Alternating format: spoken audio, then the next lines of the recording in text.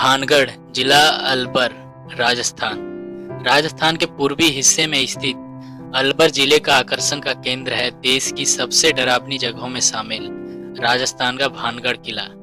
लोगों का कहना है कि यहाँ भूतों का बसेरा है, यहाँ आत्माओं का राज चलता है। रात में यहाँ जाने के बारे में कोई सोच भी नहीं सकता।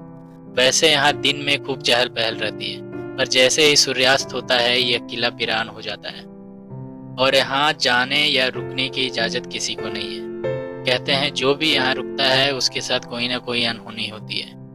पर यह किला हमेशा से ऐसा नहीं था। कभी ये भी एक समृद्ध राज का हिस्सा हुआ करता था।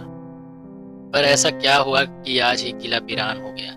इसके पीछे एक बहुत ही दिलचस्प और डरावनी कहानी है। अगर अभी तक आपने मेरे चैनल को सब्सक्राइब नहीं किया है तो अभी सब्सक्राइब कर लें और साथ में बेल आइकन भी दबा दें। तो चलिए शुरू करते हैं।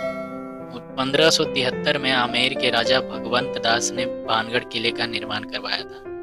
किला बनने के 300 सालों बाद तक आबाद रहा। फिर माधो सिंह ने 1613 में इसे अपना निवास बना लिया। कहते हैं भानगढ़ की राजकुमारी रत्नावती बहुत खूबसूरत थी। इसकी चर्चा पूरे राज्य में थी।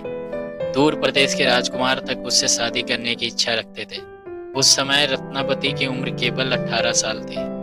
एक दिन राजकुमारी अपनी सहेलियों के साथ बाजार में निकली। इत्र की दुकान पर वे सभी रुक गई। जब वे इत्र की एक शीशी को लेकर उसे सूंघ रही थी, तभी वहां सिंधु सेवड़ा नाम का एक आदमी आया। वो राजकुमारी को देखते ही उस पर मोहित हो गया, इसलिए वो उन्हें गौर से देखने लगा। सिंधु सेवड़ा काला जादू जानता था।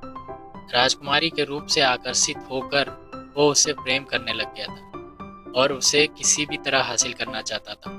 इसलिए उसने इत्र की दुकान पर उस शीशी को काले जादू से मंत्रित कर दिया, जिसे रानी पसंद कर रही थी। जब राजकुमारी को सच्चाई का पता चला तो उसने इत्र की शीशी पास ही एक पत्थर पर फेंक दी, जिससे शीशी टूट गई और इत्र बिखर गया।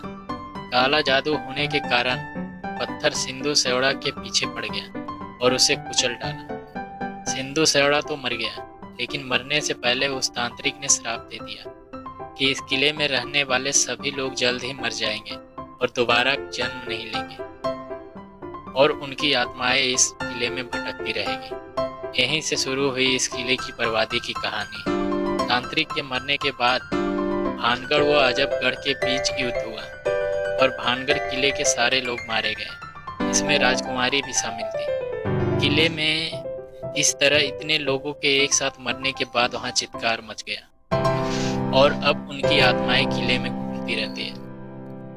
तभी से ये किला वीरान पड़ा है। लोगों का तो यहाँ तक कहना है कि रात में आज भी राजकुमारी की आत्मा को देखा जाता है किले में घूमते हुए। अब किला भारत सरकार की देखरेख में आता है। किले के चारों तरफ एएसआई की टीम मौजूद रहती है। एएसआई ने सूर्यास्त के बाद किसी के भी यहाँ रुकने को प्रतिबंधित कर रखा है, पर दिन में किसी भी तरह की कोई प्रतिबंध नहीं है।